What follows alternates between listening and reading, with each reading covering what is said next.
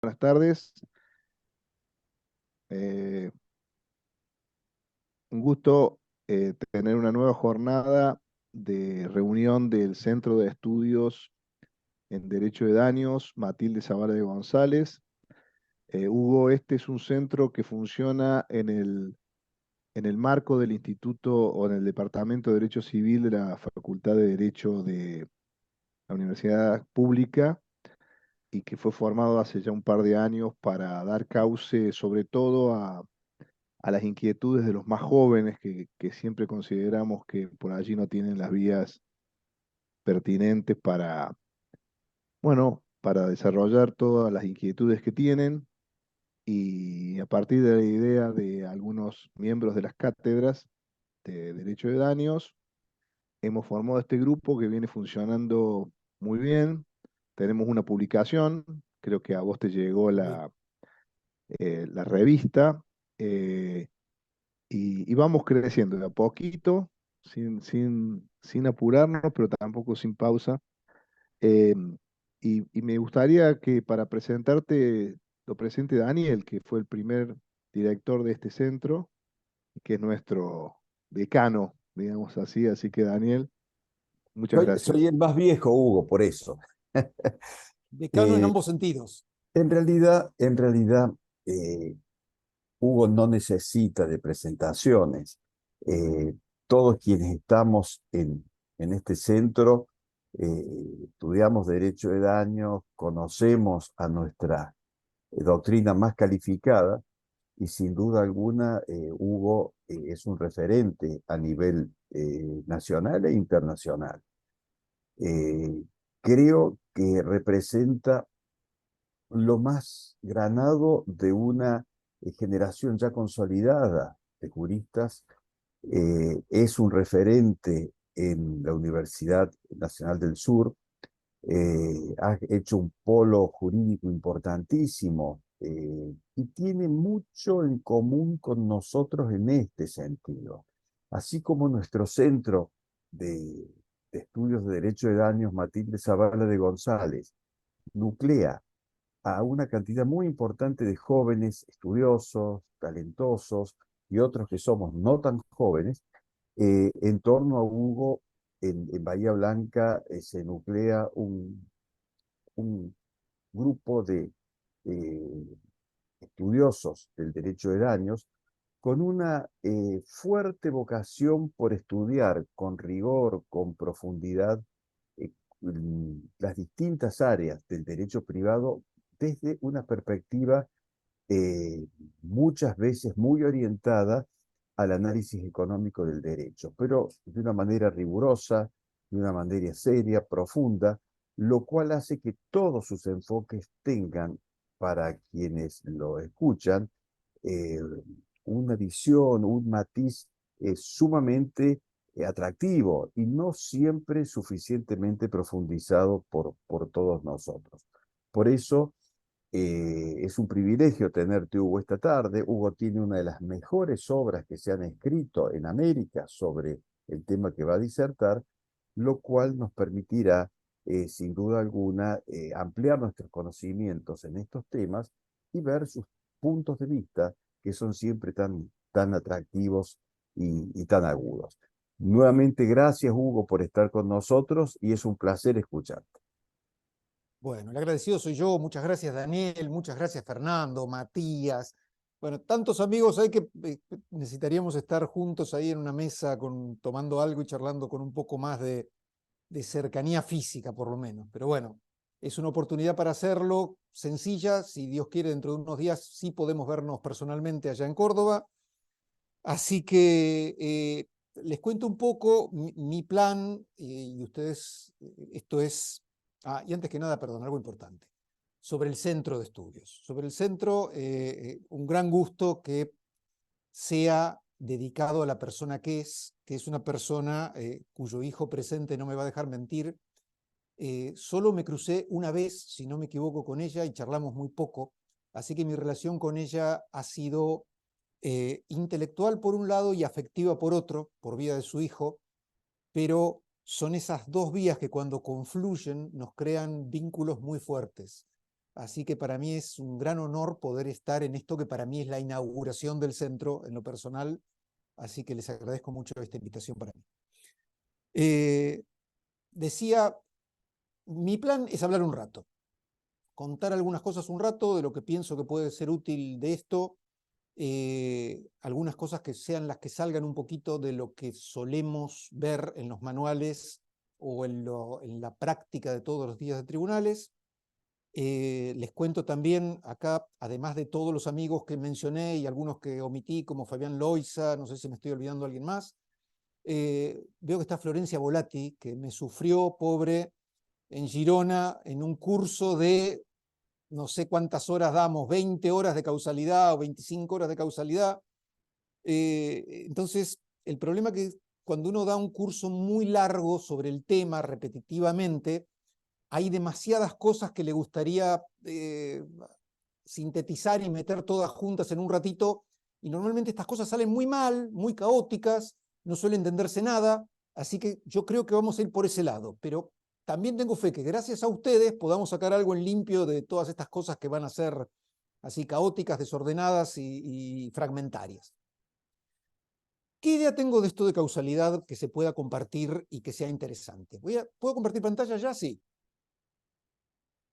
A ver si comparto. Ahí estamos. No es esto lo que quiero compartir, sino precisamente otra que es esto. Si no me equivoco, ahí están viendo a un señor que es Bertrand Russell. Bárbaro. Bertrand Russell empieza diciendo algo que me parece que es suficientemente provocativo como para arrancar, que es la ley de la causalidad, creo, como muchas de las cosas que para muchos de los filósofos es una reliquia de una edad pasada que solo sobrevive como la monarquía porque se cree erróneamente que no produce daño. Bertrand Russell era un escéptico profundo de que la causalidad tuviera algún sentido filosófico.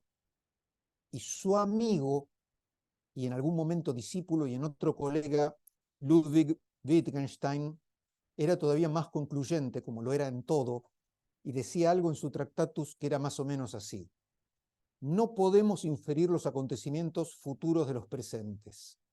La fe en el nexo causal es superstición.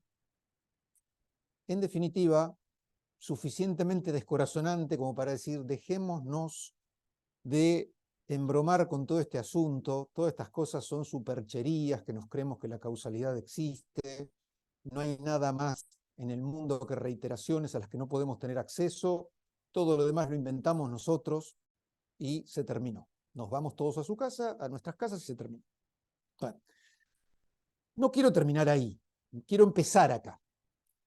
Lo que me parece que por eso utilicé estas dos cosas provocativas, es que con la causalidad lo que nos ocurre normalmente, antes de leer a Russell y antes de leer a Wittgenstein, es algo diametralmente opuesto. Nos parece que es un problema fácil, o al contrario, que tiene un aspecto fácil y un aspecto difícil. El aspecto fácil es que todos entendemos de qué hablamos cuando hablamos de causalidad. Cuando decimos tal cosa es la causa de tal otra, todos entendemos qué queremos decir. Lo que no sabemos muchas veces en el mundo es si algo efectivamente es la causa o no es la causa de tal otra cosa. Entonces, tendríamos un problema de prueba, pero no un problema conceptual para entender de qué estamos hablando. Todos llegamos al mundo y entendemos causa y consecuencia, tenemos problemas. ¿Qué problemas tenemos? Y en el mundo hay muchas causas. Entonces, para el derecho, cualquier manual que tomemos de derecho más o menos nos va a llevar por ese lado. En el mundo hay muchas causas. Para el derecho, todas esas causas que hay en el mundo son inmanejables, entonces tenemos que elegir algunas causas y no elegir otras. Por eso en derecho empleamos teorías causales que nos ayudan a seleccionar las causas relevantes para el derecho, explicamos esas teorías causales y más o menos tenemos respuestas únicas sobre qué es la causa de qué cosa que es la consecuencia. Nos interesan siempre las consecuencias dañosas y buscamos las causas de esas consecuencias dañosas. Bueno, Creer eso es útil a un cierto nivel de la educación jurídica, pero es muy poco seguro cuando intentamos profundizar en el tema con un poquito mínimo de rigor. La cuestión es que la cuestión se agrava porque cuando nos vamos a los códigos, lo que nos dicen los códigos normalmente sobre causalidad son poquitas cosas. Tenemos pocas normas que nos ayuden a discernir este asunto de qué es causa y qué no es causa. En nuestro derecho no voy a aburrir con normas que todos más o menos conocemos. En definitiva, lo que me interesa es que el Código Civil y Comercial, cuando habla de causa y consecuencia, nos habla específicamente de nexo adecuado de causalidad, con lo cual nos está dando una pauta de que está adoptando para el derecho argentino, como sucede por lo que tengo rastreado en la mayoría o en casi la unanimidad de los derechos latinoamericanos y en buena parte el español, el italiano y el alemán y el francés, buena parte, el alemán menos, esta cosa de la causalidad adecuada. En definitiva, como tenemos pocas normas en los códigos, necesitamos un desarrollo importante para entender de qué están hablando los códigos cuando hablan de causalidad adecuada. Y eso es lo que me voy a tomar unos minutitos, me voy a saltar todas las normas, así no nos aburrimos, y mi idea es meternos un poco en de qué hablamos cuando hablamos de causalidad adecuada. Y a mí me parece que lo que hacemos cuando tratamos de encontrar vínculos causales entre hechos individuales, voy a utilizar el término hechos individuales para referirme a, es un hecho individual el choque que ocurre entre tal vehículo y tal vehículo en cierto lugar. Es clase de hechos los choques que ocurren de tal modo o las cosas que suceden de tal modo. Es decir, clases de hechos y hechos individuales.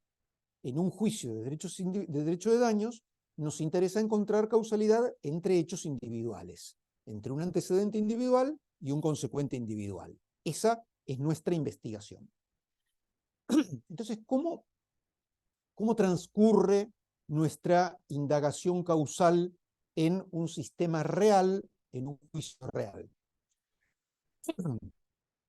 En Europa se hace, ustedes conocen, hay un grupo que hace los principios europeos de derecho de daños, va un delegado de cada país europeo y empezaron haciéndose preguntas sobre cada uno de los sectores del derecho de daños y cada uno contesta, da su reporte nacional sobre cómo contestaría un jurista de ese país que determina el derecho de ese país una cierta cuestión jurídica. Entonces, el primer tema que se suele tratar en esto es, ¿hay algo así como una distinción? Disculpen que estoy pasando todo esto para buscar algo. ¿Hay algo así como una distinción de dos pasos? Es decir, primero necesitamos una indagación y después otra para encontrar qué cosa es la causa de qué consecuencia dañosa. Y unánimemente quienes reportan en Europa nos dicen sí, hay una indagación de dos pasos. Primero, buscamos que nuestro candidato causal sea una condición sine qua non, una condición necesaria, una condición sine qua non, una condición necesaria o necesaria en las circunstancias, y después buscamos que cumpla ciertos criterios que son los de la causalidad jurídica de ese sistema. Es decir, tenemos dos pasos que buscan cosas diferentes, pero nuestro candidato causal tiene que pasar los dos pasos para que lo llamemos causa. Entonces, el primer problema al que nos enfrentamos es qué tipo de condición, si lo queremos analizar desde un punto de vista conceptual, qué tipo de condición es aquello a lo que luego vamos a poder llamar causa si además cumple otras características, cumple otros requerimientos. Y acá nos enfrentamos al primer problema conceptual serio cuando queremos indagar con alguna precisión en el problema, porque en el caso más obvio, y siempre me gusta poner los ejemplos gruesos para entendernos, el disparo en la cabeza de una persona, un doloso que lo mata. Cuando pensamos el disparo es causa de la muerte de esa persona, entonces intentamos, si lo llevamos a términos de condiciones, llevarlo a una de las ideas que conocemos de condición. Entonces conocemos normalmente condición necesaria o condición suficiente. Y tratamos de ver si el disparo cumple ese requerimiento para ser condición necesaria o condición suficiente. Y ahí empiezan los problemas. Cuando vemos que el disparo, si queremos pensar en que es una condición necesaria, nos encontramos que no es una condición necesaria, porque la gente se muere aunque no le disparen en la cabeza. Entonces nos vamos al otro extremo y decimos, bueno, si no es necesaria, es suficiente. Y cuando intentamos ver si cumple nuestra idea de condición suficiente, nos encontramos que tampoco es suficiente. Porque si el disparo hubiera ocurrido y hubieran pasado otras cosas, el mismo disparo en el caso individual no hubiera producido la muerte. Por ejemplo, si hubiera habido un escudo adelante, si la persona hubiera tenido en un mundo ideal un cráneo como el de Superman, no es suficiente. Entonces, quienes estudian esto en la filosofía buscan dos ideas. Y me voy a quedar solo con la primera por cuestiones de tiempo. No voy a compararlas ni nada, me voy a quedar con la primera, que me parece que es una idea más rica y es la más útil para nuestros propósitos. ¿Qué es esta idea de condición NES? No tiene nada que ver con el monstruo del lago escocés, sino con una sigla. Y la idea es que no es ni necesaria ni suficiente, en nuestro caso el disparo, sino que es un elemento necesario de un conjunto suficiente. La idea sería, para que después de ese disparo se produzca la muerte de esa persona, se tienen que dar un conjunto de cosas, un estado del mundo. Pero ese estado del mundo está formado por el disparo y por otras condiciones positivas y negativas. Por ejemplo, que exista el disparo, que no haya un escudo de por medio y que el disparo ingrese correctamente a herir el cerebro. Vamos a poner tres condiciones, pero el conjunto ese es muy grande, es un estado del mundo. ¿Y por qué entonces decimos que ese elemento disparo está dentro de ese conjunto y lo hace suficiente? Porque si del mismo conjunto de cosas sacamos el disparo, de todo lo demás no se sigue la muerte. Es decir, el estado de cosas que incluye al disparo es la condición suficiente para la muerte. Si sacamos el disparo, o si sacamos cualquiera de las otras condiciones, ya el conjunto no es suficiente para la muerte. Por eso, a cada uno de esos elementos que incluyen el disparo, le llamamos condiciones NES. Elemento necesario para la suficiencia de un conjunto. Necessary element of a sufficient set. Esa es la idea con la que me gustaría quedar. Si es verdad esto, el problema lo seguimos teniendo, porque pasó el primer paso. No sabíamos cómo llamarlo, condición necesaria, condición suficiente. Sabemos que si la sacamos no se da el resultado, pero esto nos da un marco conceptual un poquito más razonable, un poquito más estricto para ver de qué estamos hablando. Pero ahora tenemos que poder elegir entre todos esos elementos que forman el conjunto suficiente, algunos y no otros. Y acá me parece que ya encontramos una de las primeras ventajas de analizar el tema de este problema, de esta forma, el problema de esta forma.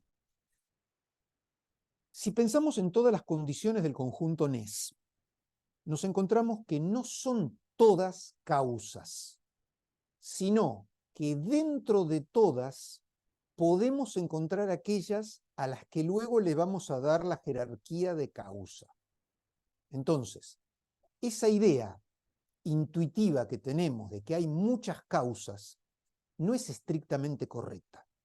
Lo correcto es que para cada consecuente hay un conjunto de condiciones NES muy amplio y solo elegimos poquitas causas porque para cada propósito y cada contexto elegimos unas y no otras.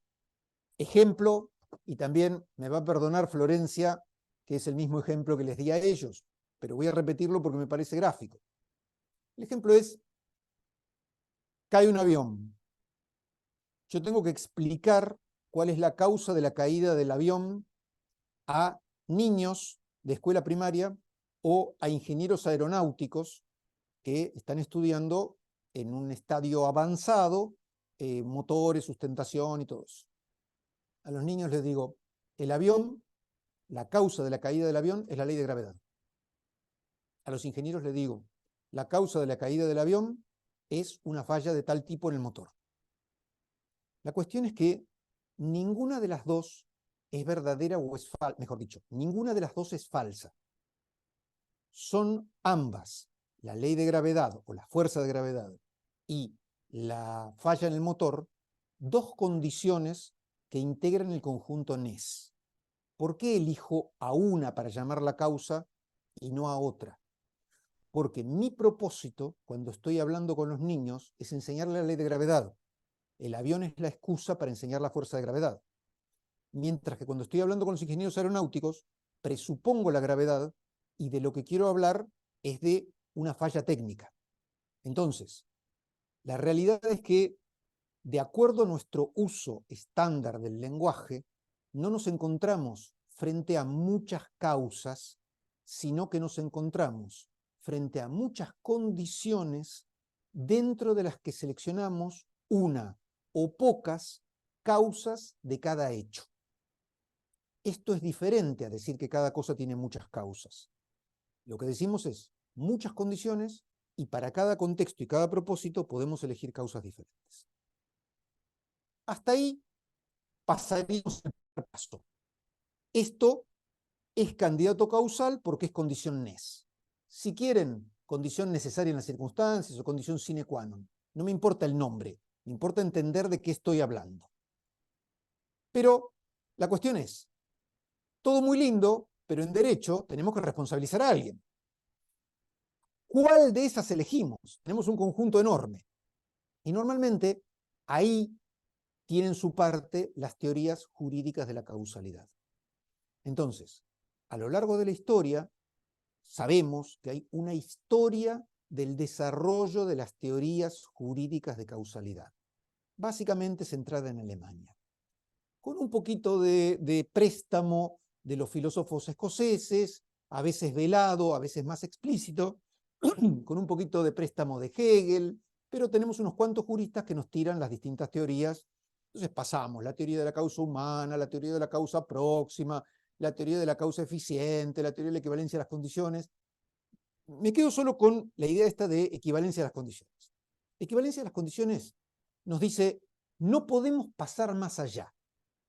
Todas las condiciones estas que yo llamo NES, y que no llamaban NES en ese momento porque esta idea es posterior a la teoría de la equivalencia de las condiciones, pero todas estas es lo único que podemos hacer.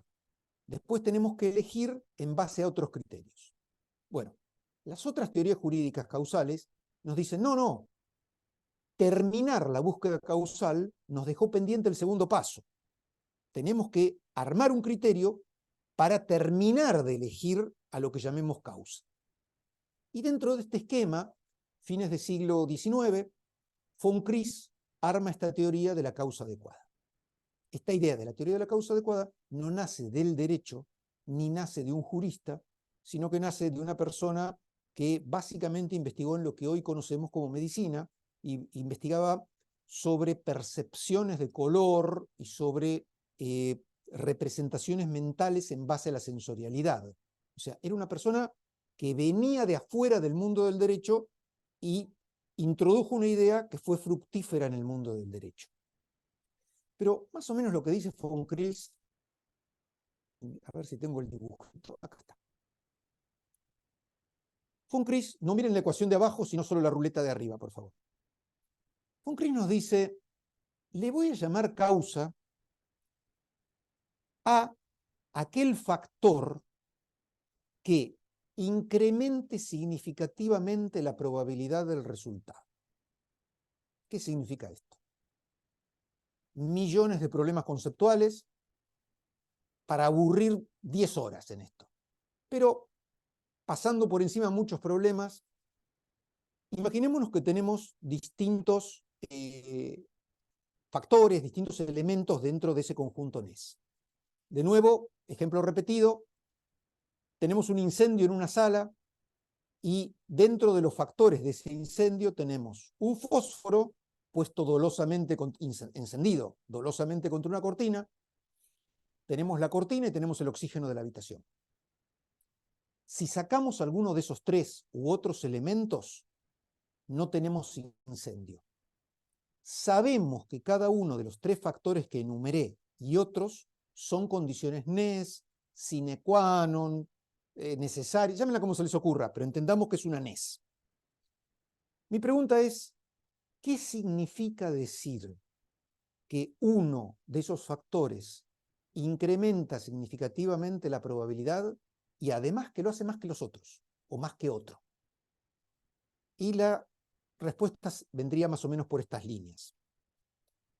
Si yo pienso en reiteración de hechos similares, reiteración de hechos individuales que formen una clase de hechos,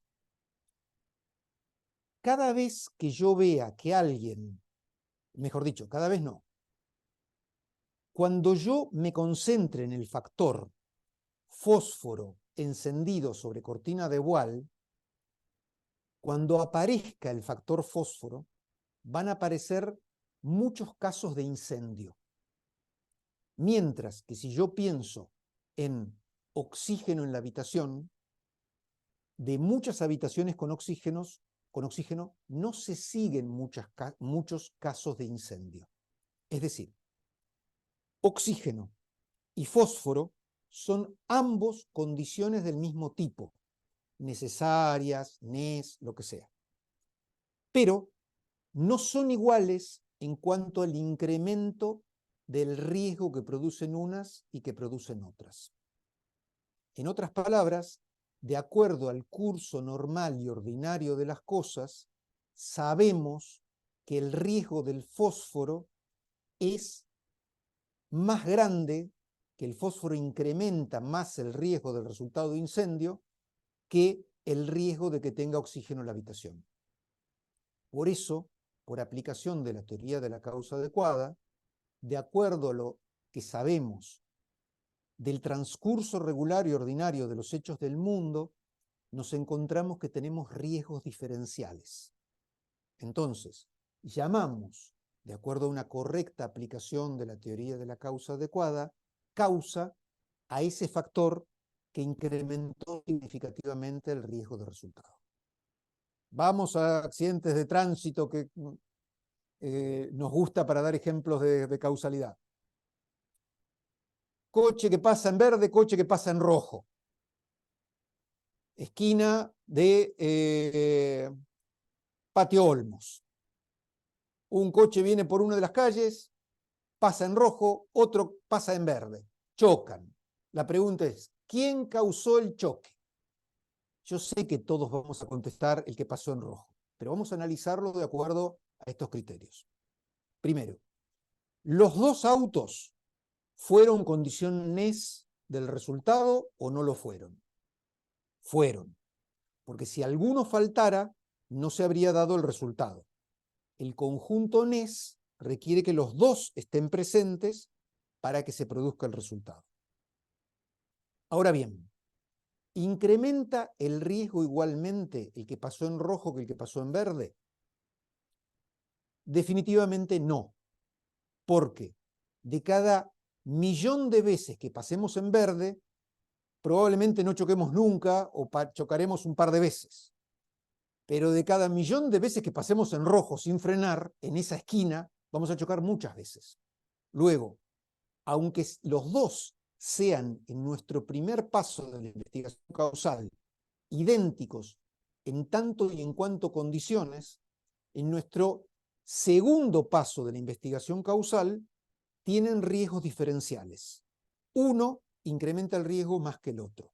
El que pasó en rojo incrementa el riesgo más que el que pasó en verde, y por eso le llamamos, de acuerdo a las pautas de von Kris, causa, causante, aquel que pasó en rojo y no causante aquel que pasó en verde. En las sentencias esto se trata normalmente muy por encima, o mejor dicho, ni se trata. Se trata desde el punto de vista de la antijuridicidad. Se piensa en, ya sabemos que en el Código Nuevo, digo yo, en el Código Civil y Comercial, esto es cosa de viejos, cuando uno dice nuevo, las cosas que están vigentes hace muchos años, es un signo distintivo que uno está viejo. En el Código Civil y Comercial tenemos claro que la regla aplicable es la causalidad adecuada y que la antijuridicidad se da exclusivamente por el resultado dañoso. Toda conducta que produce un daño a otro, en principio, es antijurídica. No necesitamos además otra antijuridicidad. Entonces, el enorme problema es que los dos chocan y los dos causan un daño a otro. Entonces, no es un problema que lo resolvemos como lo resuelve la enorme cantidad de sentencias diciendo, bueno, pasó en rojo y violó las reglas. Sí, violó las reglas, ya sé. Causar daño también es violar las reglas, pero no se soluciona, lo tenemos que relacionar causalmente. Necesitamos daño, relación de causalidad, factor de atribución y antijuridicidad. Necesitamos las cuatro. Entonces, no me podés sustituir la causalidad por mucha antijuridicidad. No es, tenés doble antijuridicidad, pasaste en rojo y además dañaste. No, no es que el doble de antijuridicidad crea la causalidad. Lo que pasa es diferente. Lo que está implicado ahí es una regularidad social que está ligada a las normas administrativas en el caso, porque afortunadamente bastante respeta a la gente el semáforo en rojo en la esquina de Patio Olmos. No siempre, pero bastante. Entonces sabemos que es más peligroso pasar en rojo que pasar en verde. Y sabemos que incrementa más el riesgo pasar en rojo que pasar en verde. En definitiva, estas reglas lo que nos ayudan, como siempre ocurre con estas cosas, nos ayudan para los casos difíciles. No nos ayuda para los casos fáciles. Esto nos sirve para cuando tenemos estas alegaciones complejas a meternos un poquito en el estudio de cada uno de los elementos. Y vamos a extender un poco más este asunto. A mí me gusta la distinción que se hizo a partir de Alterini en Argentina, no sé si antes, creo que no. Esta distinción entre las dos dimensiones de la causalidad, entre la dimensión autoría y alcance consecuencial, o cuando aplicamos las reglas, cuando la teoría aplicable es la teoría de la causa adecuada, decimos adecuación. Adecuación, pero solo porque aplicamos las reglas de la teoría de la causa adecuada. Si la teoría de la causa adecuada no fuera la aplicable, no tendría sentido decir adecuación. Tendríamos que decir alcance consecuencial, que sería el término genérico para el alcance según cualquier teoría de la causalidad aplicable. Entonces, a mí me parece que lo que hacemos, discúlpenme todo esto esto. A mí me parece que nuestro sistema funciona así. Tenemos dos pasos. Primero, una investigación sobre si es condición sine qua non, condición nes o lo que sea, y después si es causa adecuada. Esos serían los dos pasos. Pero a su vez tenemos dos fases. Tenemos primero la fase autoría y después la fase extensión consecuencial o adecuación. Entonces, cuando analizamos, cuando realizamos una investigación causal concreta para decidir en un juicio si tal cosa fue la causa de tal otra, lo que hacemos es pasar por estas dos fases y en cada fase pasamos por los dos pasos. ¿Cómo pasamos? Bueno, nuestro coche que pasa por el semáforo en rojo. Pasa por el semáforo en rojo y primero decimos, ¿es una condición NES? ¿Es una condición necesaria del choque? Bueno, si lo sacamos de ese conjunto, no se produce el choque. O sea, el primer paso de la fase autoría está cumplido. Está cumplido porque sabemos que es una condición NES o una condición necesaria en las circunstancias sine qua non deshecho. Pero luego tenemos que ver, para ver si es autor, si además de ser condición NES, cumple el segundo paso, cumple las reglas de la teoría de la causa adecuada. Entonces, ahí metemos estos ingredientes de los que hablamos de riesgo diferencial. Decimos, está bien, es una condición NES, pero además de ser una condición NES, ¿incrementó significativamente el riesgo de choque? Sí. Entonces, es el autor del hecho dañoso. Y tenemos concluido concluida nuestra primera fase, la fase autoría. El auto ese que pasó en rojo es el autor del hecho dañoso choque. Y vamos a la segunda. Ahora lo que estamos discutiendo es, por ejemplo, si haber pasado en rojo causó la discapacidad que sufrió una persona en el choque o no. Entonces, nuevamente, pasamos por nuestros dos pasos. Ya sabemos que hubo un choque. Ese choque que causó el auto que pasó en rojo, ¿es una condición NES de la discapacidad o no lo es? Bueno, si no se hubiera dado el choque, esta persona seguiría sanita. Es una condición NES. Luego, ¿incrementó significativamente el riesgo de esa discapacidad? Y ahí tenemos que juzgarlo. En nuestro caso, es evidente que sí. Chocar en la esquina de Patio Olmos, viniendo como uno venía sin parar, hace probable que le ocasionemos al coche, a la persona, las personas que vengan en el auto con el cual choquemos, una discapacidad. Y ahí tenemos cerrada nuestra investigación causal. Pasamos de nuestras dos fases y cada una pasó por los dos pasos. Y aplicamos el criterio de la teoría de la causa adecuada, que es, para que tenga dignidad de causa una condición, tiene que incrementar significativamente el riesgo. Antes no es causa, antes era condición. Solo pasa a ser causa cuando cumple esas reglas de las que veníamos hablando. Algo más, y después charlamos lo que se les ocurra. Las omisiones. ¿Las omisiones son iguales que las acciones? Y este es un problema serio e interesante, que primero hay un tema que a mí me preocupa mucho, que es que algo sea una omisión o no sea una omisión. Tiene menos que ver con el mundo que con cómo describimos el mundo. Es decir, si alguien frena en un semáforo o omite frenar en el semáforo, podemos describir su acción como una acción positiva, siguió de largo, o una acción omisiva, omitió frenar. Yo no digo que con todos los hechos sea razonable la posibilidad de doble descripción. Digo que con al menos muchos tenemos la posibilidad de la doble descripción. Entonces, si analizamos igual las acciones y las omisiones, no hay problema. Pero el problema al que nos enfrentamos es si las omisiones y las acciones las juzgamos de modo diferente. Entonces, en nuestro país, en Argentina, por ejemplo, Aida suele decir las omisiones, Aida Kemmelmacher, perdón, me parece que no es necesario dar más datos, suele decir que, en definitiva, las omisiones y las acciones están regidas por las mismas reglas.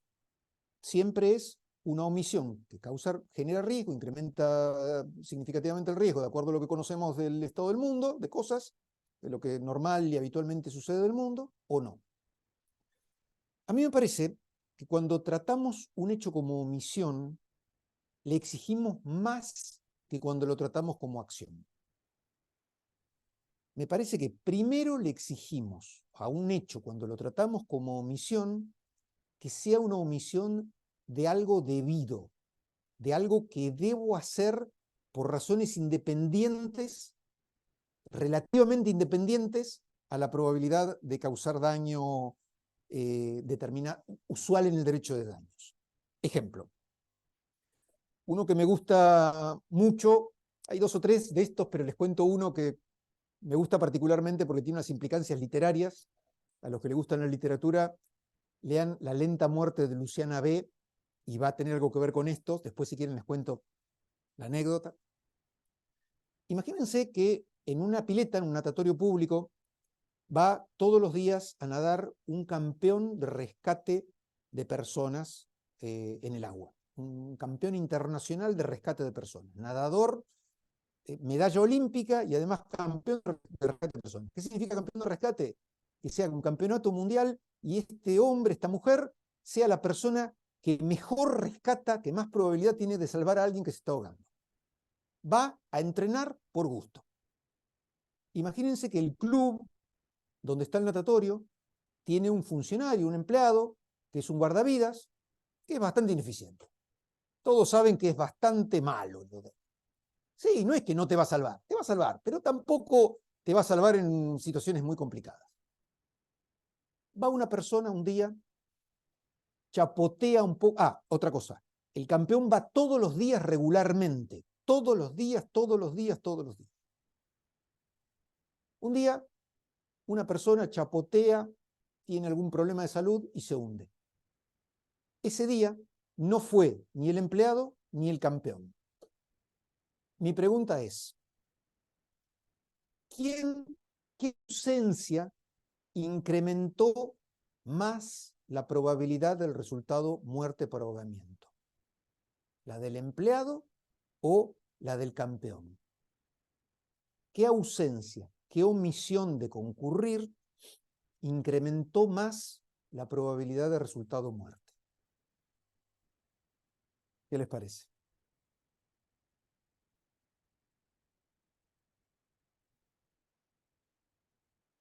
Es el reverso de la habilidad de salvar a alguien.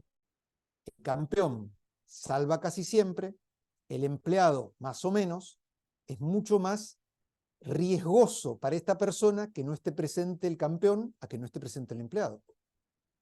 Pero ¿qué diríamos en un juicio real? ¿A quién condenarían?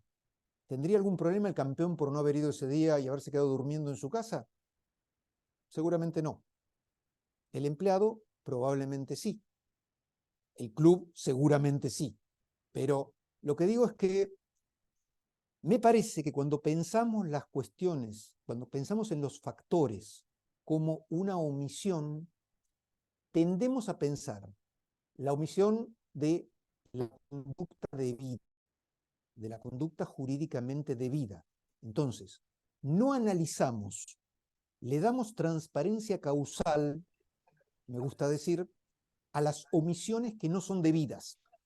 Entonces, no empezamos a analizar cuánto riesgo meten por haberse omitido. Es un factor libre, no es un factor que analizamos dentro del asunto. Por eso, me parece que las omisiones las analizamos de un modo diferente a las acciones. Mejor dicho, que cuando categorizamos un factor como omisión, lo analizamos diferente a que si lo categorizamos como acción. Eso me parece que es bastante interesante. Y voy tratando de redondear un poquito porque dije que iba a hablar 45 minutos, creo que ya me estoy pasando. Igual el campeón tenía derecho a no ir. Claro, No lo por veo supuesto. ninguna conducta omisiva. No, sí tiene una conducta omisiva. Omitió ir. Lo Y que pasa bueno, es que no es, no, pero perdón, precisamente eso es lo que quiero decir. No omitió una conducta debida. claro.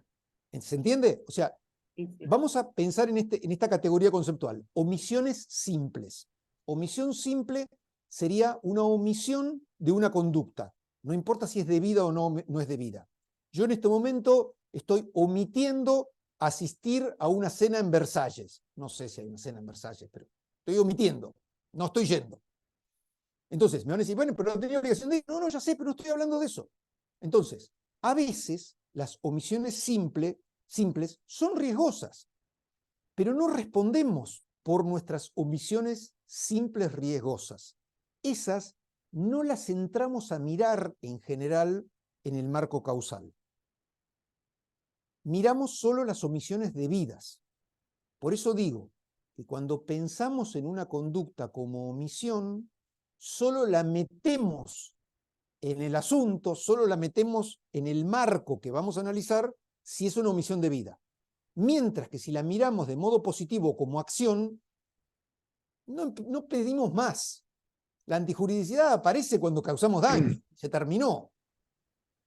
Eso es lo que me parece que hace diferentes a pensar una conducta, categorizarla conceptualmente como acción o como omisión. Y el problema que no tiene salida es que algunas podemos categorizarlas de un modo u otro. Entonces, ahí no tenemos respuestas únicas. tenemos respuestas duales a la misma situación.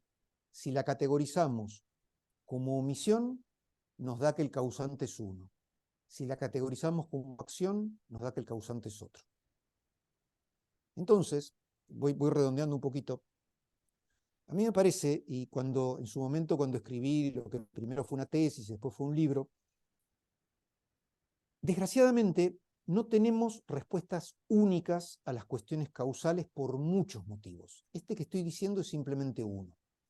Pero yo me estoy pasando por alto algunas cuestiones como el incremento del riesgo. Yo estoy diciendo, sí, incremento del riesgo, incremento del riesgo. ¿Cuánto tiene que incrementar de riesgo? Yo estoy diciendo que incremente significativamente el riesgo. ¿Qué es significativamente? Que incremente un 5%, que incremente un 50%, que incremente un 95%. Todas estas cosas son diferentes.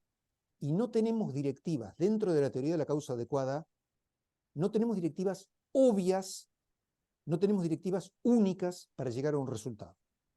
Ejemplo, hay algunas veces que el sistema jurídico, yo creo como el nuestro, no es puro en el sentido de pura causa adecuada, sino que tiene presunciones, determinaciones, o sea, dice tal es el causante, presunciones juris tanto, presunciones juris de iure, es decir, son sistemas más complejos que pura teoría de la causa adecuada. Entonces, hay veces que Un ejemplo es tenemos, lo que dice ahora el código sobre el encubridor. no sé lo que dice el código sobre el descubridor. Y se cambia en un sistema que actualmente es una responsabilidad automática, es decir, es un tema que, o sea, corrobora lo que decimos, hay Bueno, pero mucha política contemos, legislativa. Rodolfo, contemos que así No me quiero extender, es descubro lo simplemente del eso. Es descubridor. como una muestra de cómo el criterio actual del Código Civil y Comercial no necesariamente coincide con el criterio incluso de penal, siendo los dos causalidades Claro, jurídicas. Es pero a mí que, me discúlpame, gustaba mucho, perdón, discúlpame, lo que pasa es que el encubridor no es autor.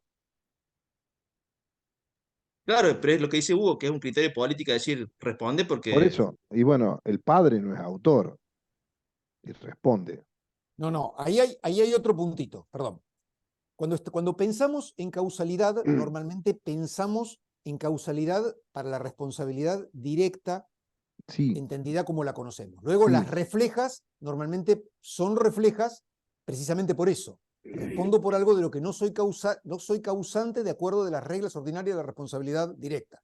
Eso sí, me parece que sí, no hay, o la aseguradora. sí, Perdón, perdón, lo que dijo Rodolfo del encubridor, el encubridor responde cuando él ha cooperado, cuando en su cooperación ha causado el daño. Perdón, ¿saben que escuché? Entonces, Descubridor. Y estaba pensando, encubridor, yo estaba pensando en el descubrimiento de tesoros. Entonces no el digo, no recuerdo que encubrimiento. escribieron sobre descubrimiento de Ay, tesoros. Rodolfo, Descubridor, entendía. no, Por eso digo, no sé lo que encubridor. dicen sobre descubridor, perdón. Perdón, ahora entiendo. El Gracias. encubridor responde en cuanto con su cooperación ha causado el daño. Esta parte la cortamos, por favor, del video para que no, no hay no quedar problema. como tan ignorante como, o sea, para no exagerar mis ignorancias. No, entendí. Estaba pensando en tesoros. Digo, el tesoro cause daño. No. Perdón, Rodolfo. Hay una que me gusta a mí de estas, 905 del Código de Vélez. El 905 del Código de Vélez, ¿se acuerdan este asunto de cuando yo quiero causar un resultado, el resultado no es probable, pero yo quiero causarlo? Yo soy el ejemplo que se ponía siempre era, hay una persona que yo sé que tiene una disfunción cardíaca. Pongo una bomba de estruendo. El estruendo mata a la persona. Si yo sé que tenía una disfunción cardíaca, yo causé, porque yo tenía un conocimiento privilegiado. Si no, no causé. Entonces, lo que se decía era, lo que decía la mayoría de la doctrina, decía, mirá, no viola las reglas de la causa adecuada, viola la base epistémica, hace diferir, modifica la base epistémica que se tiene, la base de conocimiento que se tiene para juzgar la causalidad. En lugar de pensar en un individuo medio, como es en todo el resto del sistema, piensa en ese individuo en especial. Pero a mí me parece que eso no era correcto, porque pensemos al revés. Yo soy un horrible tirador, nunca tiré un tiro, así que supongo que debo ser un tirador horrible. Yo sé que de 1000 tiros que le tiro a una persona a 20 metros de distancia, probablemente no le pegue ninguno. Pero la quiero matar. Le tiro un tiro y la mato. De acuerdo a aquella regla de base epistémica especializada, lo que yo sé de mí me hace saber que no era riesgoso tirar el tiro. Pero yo quería tirar el tiro, quería que mediante el tiro matar a la persona. Por lo tanto, a mí me parece que la explicación correcta de la norma era: acá no se aplica la teoría de la causa adecuada, sino que la voluntariedad crea un criterio excepcional a la teoría de la causa adecuada. ¿Se entiende? Lo que quiero decir es que los sistemas reales normalmente son bastante mixtos. Cuando miramos la asunción del caso fortuito, que es un plomo, no vamos a charlar ahora de la asunción del caso fortuito en todos los supuestos, hay alteraciones al modo normal de usar esto. Y no está ni bien ni mal, o sea, son cuestiones de política jurídica, como decía Rodolfo, decidirnos por la teoría de la causa adecuada es el criterio que nos parece políticamente útil. Pero muchas veces nos damos cuenta que este criterio no cubre todas las posibilidades de darnos respuestas únicas. Entonces, ¿qué me parece a mí con todo este asunto y con las cosas que escribí sobre esto? A mí me parece que lo que es un paso adelante es tener un canon de discusión de estos problemas. Y hay veces que, por ejemplo, para juzgar el riesgo de un factor, lo podemos describir de una forma o lo podemos describir de otra. Entonces, no tenemos descripciones únicas, pero hay descripciones que satisfacen mejor ciertos valores jurídicos. O sea, hay algún modo de llenar los huecos que necesariamente, por necesidad lógica, nos deja el criterio, que satisfacen mejor ciertas cosas a las que aspiramos. Entonces, cuando analizamos con más detenimiento y explicitando estos problemas, que después si quieren les cuento algunas de estas ideas, cuando analizamos esto en relación a un propósito, somos más racionales que cuando nos pasamos todo esto por arriba, nos creemos que adecuado es un adjetivo, porque esto en la sentencia pasa muchas veces. La causa adecuada es la que va, la otra no es adecuada. No. Adecuado significa todo un cuerpo teórico atrás. Podría llamarse la teoría de la causalidad X1. O sea, no es que la palabra adecuado significa la más mejor en el caso. No, significa todo lo que dijo von Kris y todo lo que estuvimos charlando. Pero a pesar de todo, tenemos un montón de huecos en el medio que llenamos de acuerdo a posibilidades más consistentes con valores de política jurídica que otros. Ejemplo. A mí me parece que muchas veces damos transparencia causal a los actos de algún sujeto. El caso más obvio es el peatón distraído. En algún momento, en derecho laboral, fue el trabajador que asume el riesgo, y el peatón distraído normalmente sacamos los actos, las acciones u omisiones del peatón distraído, y decimos, bueno, en definitiva, es un criterio de normalidad social, cruce con los auriculares o mirando el videito de Instagram o escuchando un audio. Está bien, es un criterio de normalidad social, pero también es un criterio de normalidad social que pisen a alguien, podríamos decir, no responde esa persona, o lo decimos muchas veces. Entonces, cuando lo excluimos al peatón distraído, adoptamos un criterio de política jurídica tajante. Decimos, aunque esta persona sería causante total o parcialmente de acuerdo a la teoría de la causa adecuada, lo vamos a sacar porque favorece otros criterios, qué sé yo, que prevenga el que está en mejores condiciones de hacerlo, que prevenga el que introdujo el factor más riesgoso en la sociedad, que es el automóvil. Entonces, a mí me parece que es útil esto que intenté hacer en algún momento, de decir, mirá, si querés maximizar la prevención es una cosa, si querés maximizar la reparación es otra, y si querés minimizar los costos sociales es otra. Entonces, podés tomar decisiones que llenen los huecos de la teoría de la causa adecuada de un modo consistente con más de esos objetivos sociales. Pero ojo, que esos 3 objetivos sociales no siempre los podés satisfacer a la vez. A veces podés satisfacer uno, a veces podés satisfacer por casualidad 2, a veces podés satisfacer 3, Y a veces tenés que elegir uno solo y nada, o elegís estos dos y este no. ¿Se entiende lo que quiero decir? O sea, hay posibilidades de satisfacción de valores socialmente deseables que, por cómo está construido el mundo, no podemos satisfacer todo a la vez. A veces los juristas nos creemos que con las palabras justas arreglamos el mundo, y el mundo es refractario a nuestras ideas. A veces o elegimos esto o elegimos aquello, ¿no? Pero mejorar la situación de los pobres, ser justo con las personas que obran mejor, a veces no. A veces vamos a unas, si satisfacemos uno, vamos en contra del otro. Y eso es más o menos lo que pasa. Pero en definitiva, y cierro con esto, me parece que tener un canon de discusión nos ayuda a tratar mejor los problemas implicados en el área que no tenerlo.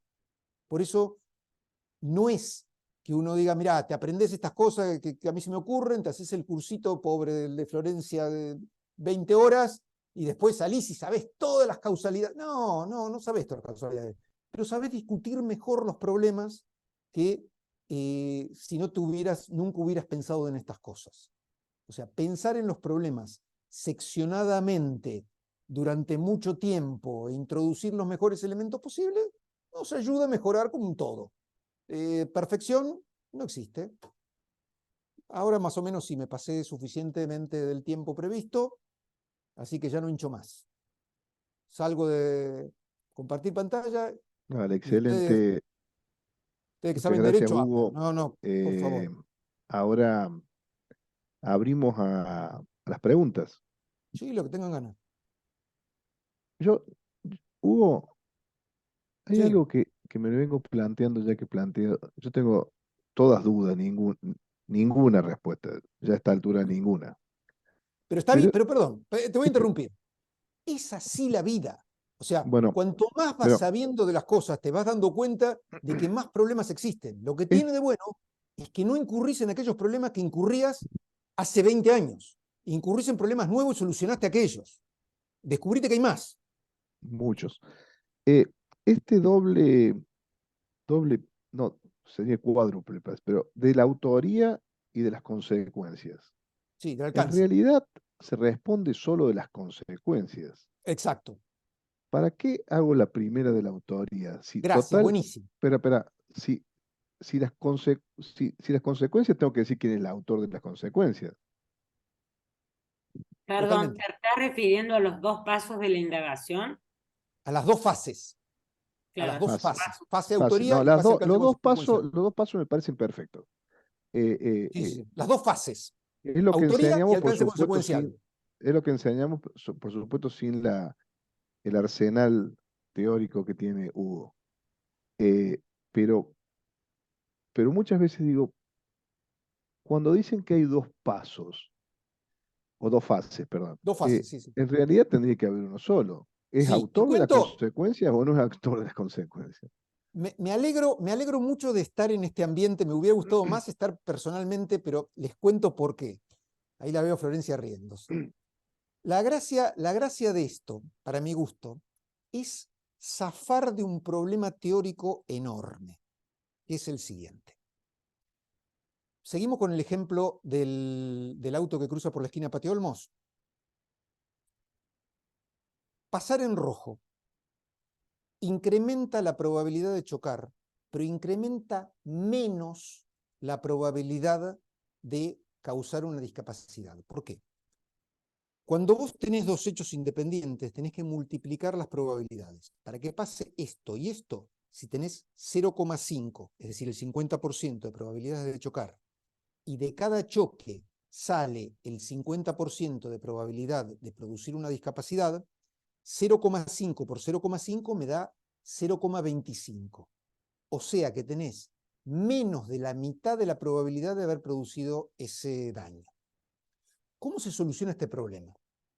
Hay una solución que es bastante complicada, que la da Cohen, Lawrence Cohen, un filósofo, que nos dice, mira, la idea de probabilidad que utilizamos en derecho es una probabilidad que no cumple las tesis de Kolmogorov. ¿Qué son las tesis de Kolmogorov? Kolmogorov estudia los distintos tipos de probabilidad y te dice, yo voy a dar estas tesis y toda probabilidad para ser consistente tiene que cumplir estos requisitos. Si tenés una probabilidad de una probabilidad, lo tenés que multiplicar, la probabilidad de un hecho y de su complementario tienen que dar 1, etcétera, etcétera. Entonces, el problema que tenemos es que tenemos en la cabeza que tal cosa es muy peligrosa, pasar en rojo es muy peligroso, pero si lo miramos directo en relación al resultado, no era tan peligroso que produjera ese resultado. ¿Se entiende? Podría haber pasado y podría haber rozado la puerta, podría haber pasado y podría haber producido el choque y sin ninguna discapacidad. Cuando vos cortás en dos partes, decís, vos sos autor de esto y no vuelvo para atrás. Precluyó mi investigación de la primera fase. Ya está esta. Pasás a la otra y entonces las probabilidades te quedan más altas. A mí me parece que es un truco que usamos para establecer dos centros causales diferentes. ¿Se entiende? Esta idea de la autoría es autoría del hecho dañoso y el hecho dañoso a su vez pasa a ser el factor de la consecuencia. ¿Podríamos pasar directo? Sí, podríamos pasar directo. ¿Y qué tendríamos que variar? Cohen nos dice, mirá, hay otra teoría alternativa a la de Kolmogorov, que sería la teoría de la probabilidad pascaliana, y nos vamos a la teoría de a otra teoría de la probabilidad, diferente. La teoría de probabilidad diferente es una teoría más bien probatoria de la probabilidad. Entonces, cuanto más pruebas tenemos, más nos acercamos, aunque no se cumplan estas tesis. A mí me parece que la que utilizamos en Argentina y en el resto del mundo es cortamos el hecho en pedazos para mejorar nuestra comprensión de cada cosa y para exigir menos a cada uno de esos pasos. Igual tenemos infinitos problemas, pero me parece a mí que va por ese lado. Y otra cosa interesante. Es interesante esta cuestión de causalidad del hecho dañoso y causalidad de los daños por el tema de el damnificado directo y el damnificado indirecto.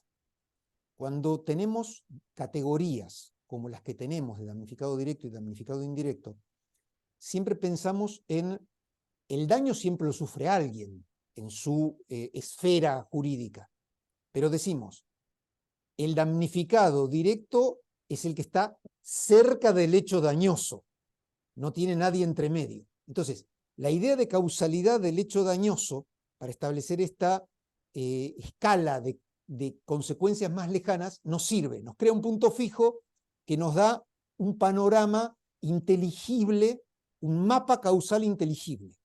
Me parece que es una especie de truquito que utilizamos para seccionar el mapa causal y hacerlo más inteligible, me parece personalmente. Gracias. Por favor. Florencia. Hola Hugo, ¿cómo estás? Un gusto.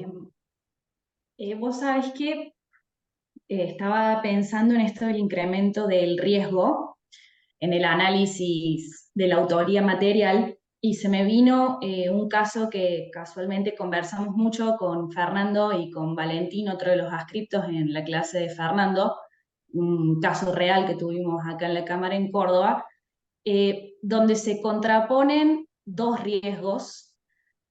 Vos dabas el ejemplo de cruzar en rojo y cruzar en verde.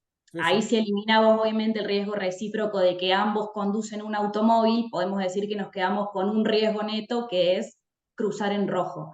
Pero ¿qué pasa cuando contraponemos dos riesgos específicos?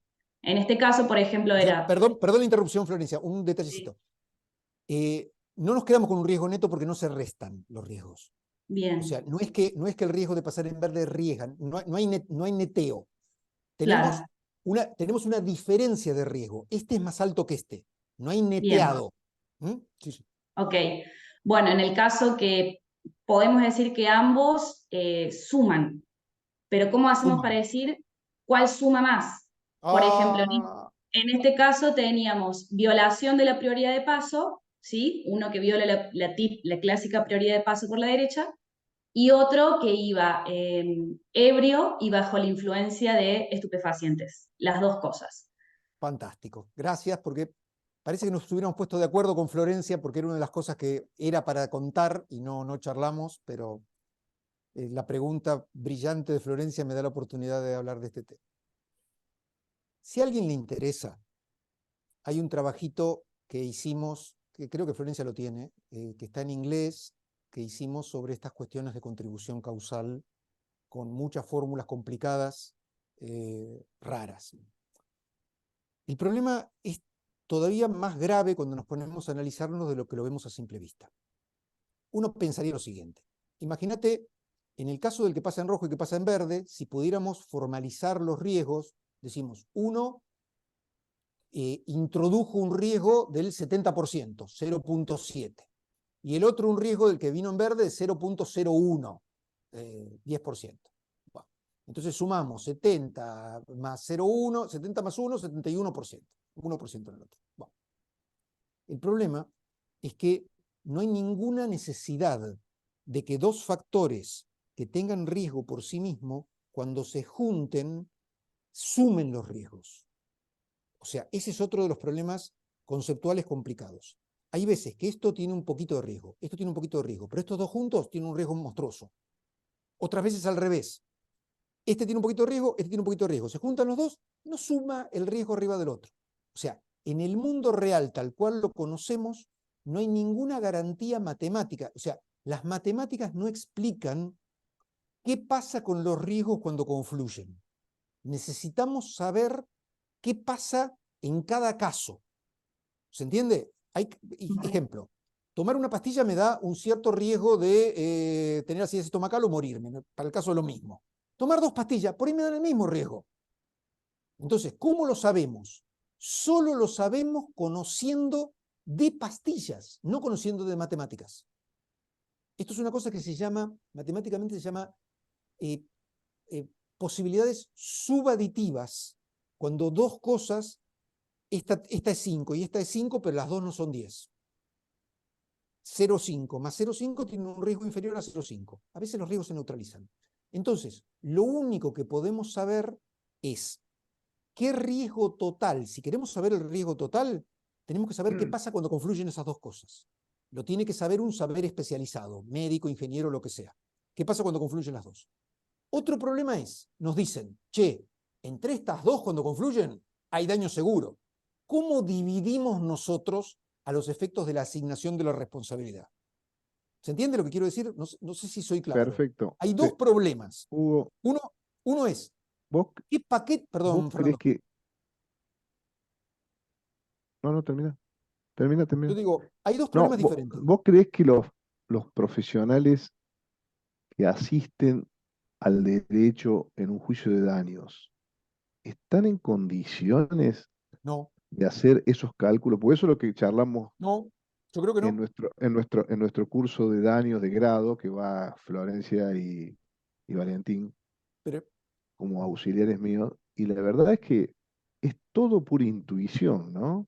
Porque incluso si yo le preguntara a un perito mecánico, pongamos el accidente de automotor, que es el más simple de todo, o no sé si el más simple, sino el más habitual. Y vos le decís, bueno, ¿en cuánto influyó cada uno para hacer este cálculo que haces vos? No sé si no sé, la verdad que no sé si te lo contestarían, ¿no? No lo sé, la verdad que te no lo cuento, sé. Fernando, te cuento y Vos gracias debes de tener nuevo. más experiencia que Gracias yo de en todo nuevo eso. porque esto me ayuda a otra cosa que me gusta.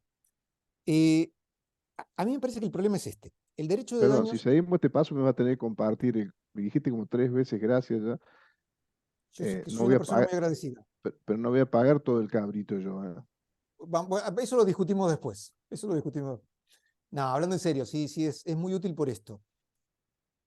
A mí me parece que el derecho de daños está en la clínica del profesional que se recibe.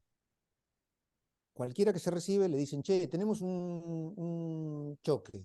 Yo lo agarro. Le decís, che, tenemos un problema de fusión de dos multinacionales, hay que ver si hay una poisoning pill o no hay. No, eso es especializado. El problema es que el derecho de daños tiene una faz clínica y tiene aspectos muy especializados.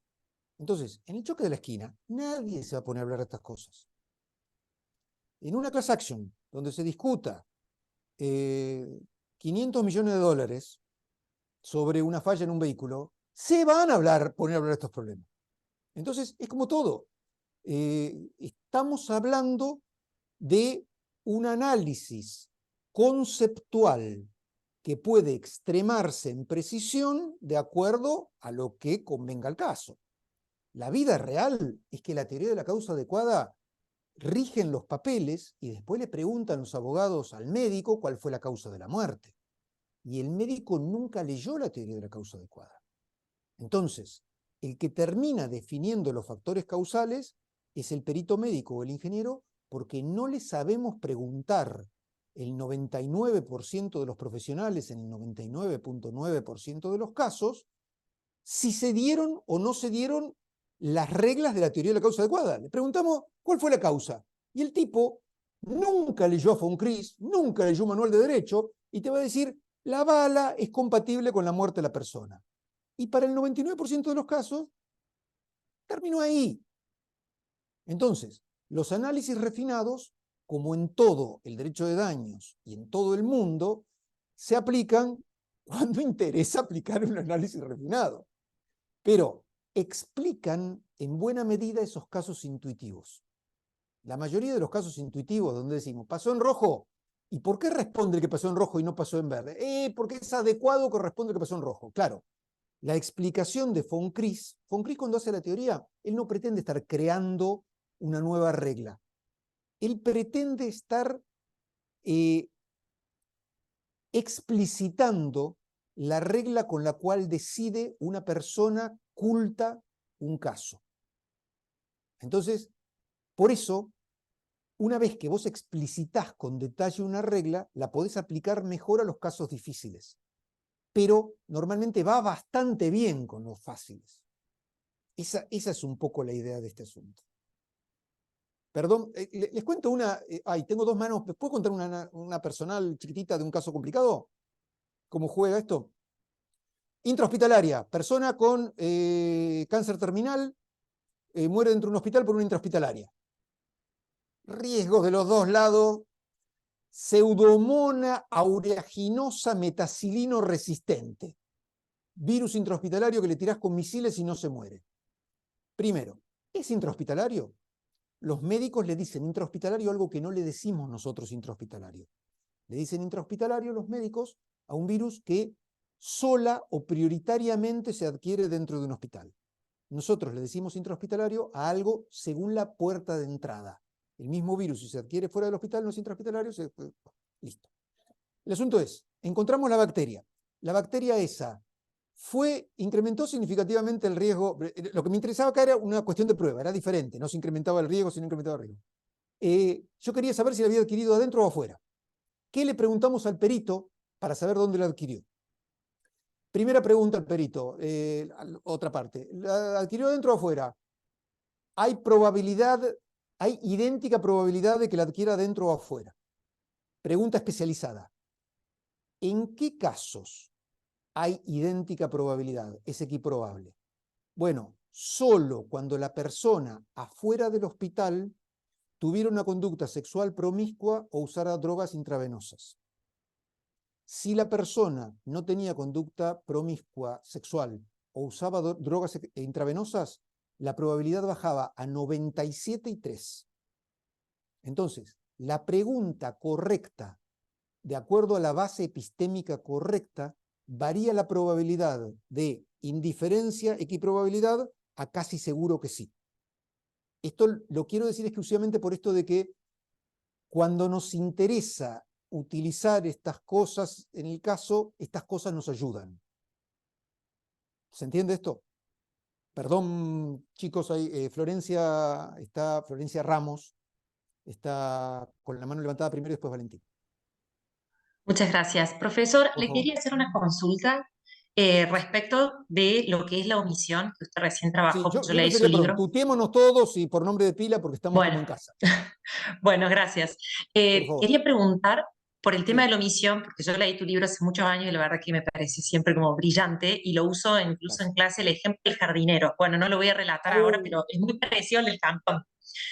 Es interesantísimo. Y la cuestión es si no te parece que podrías como colaborar en esta mirada, más allá de que coincido con el tema de la necesidad de igualar acciones y omisiones, la mirada jurídica, porque es una causa jurídica la que estamos buscando con la aplicación de este método, si colabora la selección previa de la conducta antijurídica y ahí la omisión, como necesariamente tiene que tener esta carga de lo debido, igual que la acción ilícita tampoco le interesa el derecho. Entonces, si este marco conceptual de lo antijurídico previo colabora en la depuración causal. A mí me parece que hay dos cosas diferentes. En la omisión tendemos a ir de cajón. En la acción no. Ejemplo, los casos famosos, todos los presentes son muy jóvenes, menos yo.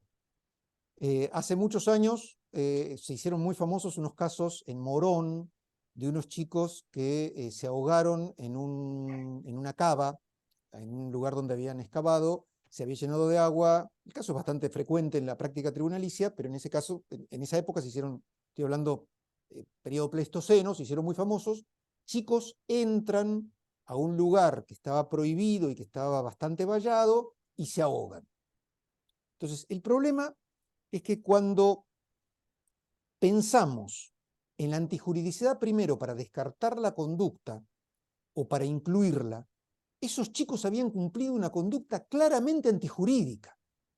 Entonces, si eso nos sesga después a mayor probabilidad de causalidad, tenemos ciertos problemas con el modo como decidimos.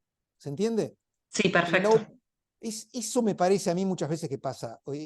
Digamos, ilicitudes administrativas nos meterían, le meterían pilas a la probabilidad causal de algo Claro. que no necesariamente. Por eso digo que me parece que es más usable en las omisiones que en las acciones en sí mismas. Me parece. Sí, sí. Muchas gracias. Por favor, perdón, Valentín. ¿Qué tal, profesor? Buenos días.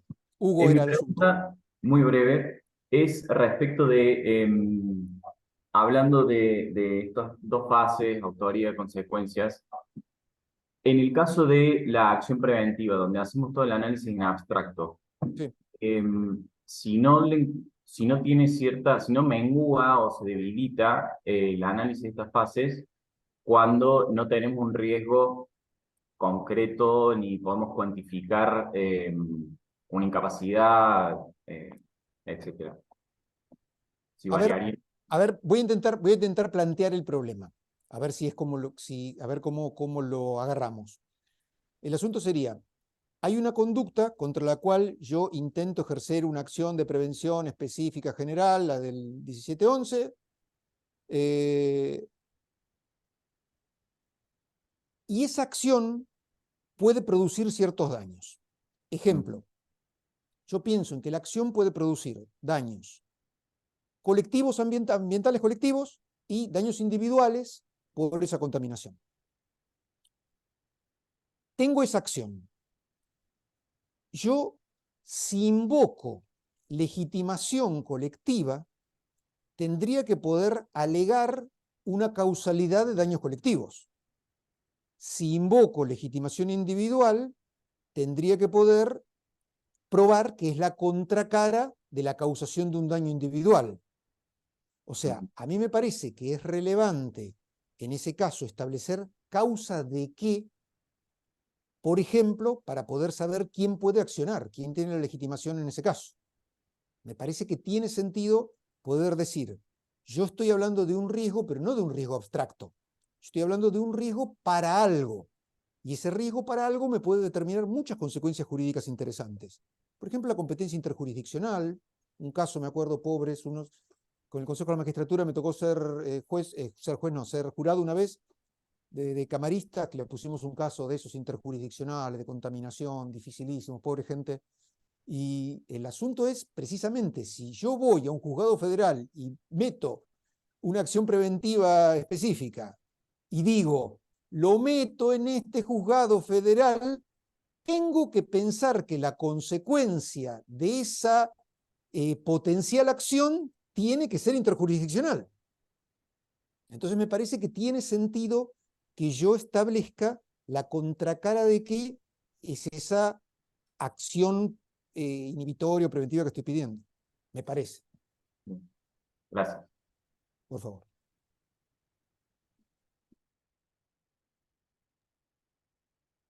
No sé si hay alguna otra pregunta o...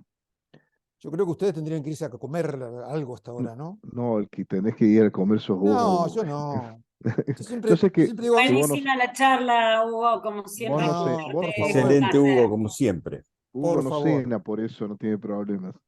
¿Cómo? Vos no cenás por lo general. No, cenar ceno, no almuerzo yo, al revés. Al revés. A que yo Bueno, paso de largo, lo mío es tipo Wall Street, pero no es porque precisamente me quedé trabajando, voy al gimnasio. bueno. Celeste, Como, perdón. Ah, no, pensé que había una mano levantada. No, no. como podrán haber apreciado los más jóvenes que quizás no lo habían escuchado nunca, Hugo, eh, yo no dudo que estamos en presencia de una cabeza distinta. Lo digo siempre, cada vez que Por voy negro. cada vez que voy a Bahía Blanca, que hace mucho no voy personalmente, pero ya quedamos con Pamela que en febrero vamos a armar algo, pero no para ir a estudiar, sino para ir a Monte Hermoso a tomar sol Ah, el perfecto. sábado. Vamos a hacer 2 horas de academia y después nos vamos al mar, que creo que es más placentero, por lo menos. Pero Hugo es una cabeza diferente en el derecho argentino, a mí no me cabe duda de esto, y no es porque estés presente, Hugo, yo lo digo en todos lados que puedo. Y además que ha formado un grupo de gente, como dijo Daniel, que también son cabezas diferentes, ¿no? Porque los primeros que salieron al lado tuyo, de Irigoyen a Pamela, a todo un grupo de chicos jóvenes que realmente tienen una formación, además de diferentes disciplinas y pueden pensar Yo te voy a complejo. interrumpir, Fernando, y la verdad, Mm. yo siempre hago el chiste, y no es chiste, parece que es un chiste, pero lo digo muy en serio. Yo digo, son todos mejores que yo. Por lo menos son todos mejores en alguna parte muy importante del asunto. Entonces, yo tengo la suerte de estar entre medio de un grupo de personas con las cuales puedo hablar de cosas que son de las que saben mucho cada uno. Entonces puedo hablar con Matías de algunas cosas, con Pamela de todos, de otras, y con Guillermo de otras, y con Sebastián de otras, y con Marcela Sí, de otras, y y con lo, es un y grupo con, que y con, y funciona con, aceitadamente. Yo, y como soy con el más Andrés. viejo, que uno ya no estudia más y tiene cosas viejas, te vas nutriendo de lo que van aprendiendo los otros. Así No, que, no, pero además bueno, con gente de economía y con sí, gente sí, sí, sí, sí, de ingenierías, y bueno, esto es muy sí, sí. importante para alguien que quiera entender y poder dar alguna respuesta más o menos coherente en un mundo tan complejo, ¿no? Y me parece que Hugo a eso lo tiene claro, y su grupo y la escuela de, de la Universidad Nacional del Sur. Así que muchísimas gracias, Hugo, como siempre. Te esperamos ahora en octubre personalmente. Para los que no sepan, viene Hugo invitado a la maestría de Derecho Civil, por eso está presente. Y bueno, como siempre, muchísimas Y lo gracias, ¿eh? esperaremos con un cabrito como Sí, corresponde. eso ya está, es la Esa era condición, el esa es la incentivo. condición, esa es la ¿Cuál es NES. la fecha, Fernando? ¿Cuándo venís, Hugo? El 20, justo el viernes antes de las elecciones. Viernes 20 de octubre en la clase Ah, Así de que Derecho hacemos roscas electorales. No, mentira. de derecho. Damián quiere Sí, decir algo, Damián Berizo, Sí, buenas tardes. Perdón que no tengo cámara por para favor. activar. Una pregunta, porque en este caso siguiente, yo no termino, o por lo menos le pregunto a usted, si lo ve como un problema en la cuantificación o un problema en la causalidad. El Yo supuesto de sería el cuantificación, siguiente. hoy no voy a hablar de cuantificación porque no me pagan para eso. Está No, bien, a mí me no, parece. no. A A ver, mí me parece que por ahí podemos tener un problema en la causalidad. El supuesto es el siguiente, que en virtud de un hecho dañoso, un accidente de tránsito, una mujer que es madre soltera, pero no madre soltera por decisión propia, sino porque es un padre ausente, que no aporta a, digamos, al mantenimiento del hijo, a la manutención, entonces lo cría solo. En virtud del accidente de tránsito, tiene que contratar a personas para que cuiden al chico porque ella ya no puede realizar las tareas de cuidado de niñera. Entonces la pregunta es, como estas tareas que podríamos decir que son económicamente valorables, ítem, niñera del chico, que va a tener que ser a tiempo completo, en donde el padre no va a aportar, pero ya no venía aportando de antes, si en la cuantificación del daño puedo, yo pensaba, puedo pedir el total, pero del otro lado el demandado me va a poder decir el hecho de que tenga que pagar el 100% de la niñera, la causalidad no está puesta totalmente en el accidente, sino que está puesta en que no contribuye el otro progenitor. No sé qué Entiendo. piensa usted en este Para sentido. mí, el principio, yo creo lo siguiente, el principio residual en Estados Unidos es más claro que en Argentina, pero la idea es, tomamos a la víctima en las condiciones que la encontramos. Cuando uno dice, la víctima está sufriendo tales problemas, bueno, está sufriéndolo, ya está sufriendo tales problemas. En el mejor de los casos tendría la repetición contra el padre por la manutención incumplida. A mí me Por los parece mayores que, daños que tuvo que pagar. claro, claro, a mí me parece que básicamente tendría que pagar el daño total, me parece a mí. Que Bien. es la condición de hecho en la que encontramos a la víctima. La encontramos sin hecho imputable propio, ¿no? Bien. O sea, Muchas gracias. digamos, perdón, en Estados Unidos la respuesta es sí con un 100% de asertividad. En Argentina yo sé que es más compleja. En Europa hay una que está bárbara, les hacen a los muchachos, digo yo, a la gente del Grupo Europeo de Derecho de Daños, que se llama el Tour de los Millonarios. Les cuento cómo es el caso. Un coche choca un colectivo donde iban todos millonarios. Lo vuelca y se mueren todos los millonarios. La pregunta es, pero no, la pregunta es maldita. La pregunta es, la cuestión del incremento de la indemnización, a que no sean medios, sino millonarios, ¿es un problema de cuantificación o un problema causal? Y ahí estallan la Matrix. Dicen cosas diferentes cada uno de los países. O sea, hay una interrelación importante entre la cuantificación y la causalidad, precisamente porque el alcance, hasta dónde respondemos, es uno de los pasos causales, uno de los ítems causales. Y que va a estar, y la respuesta va a estar absolutamente condicionada por la valoración que hagan de si los ricos se merecen más o menos.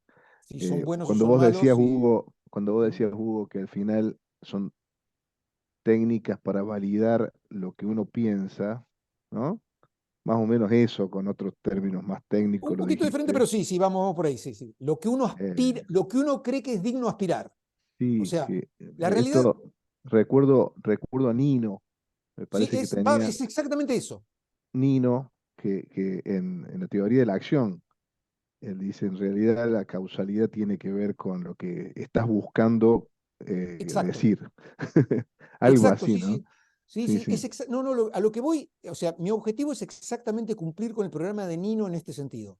Mostrar los problemas, mostrar con qué son consistentes cada una de las decisiones, Claro, para después que pueda el decisor elegir el factor políticamente adecuado. O sea, desbrozar los problemas para desnudarlo, qué es lo que es estás haciendo en perfecto. relación a cada uno de los objetivos. Esa sería un poco la idea.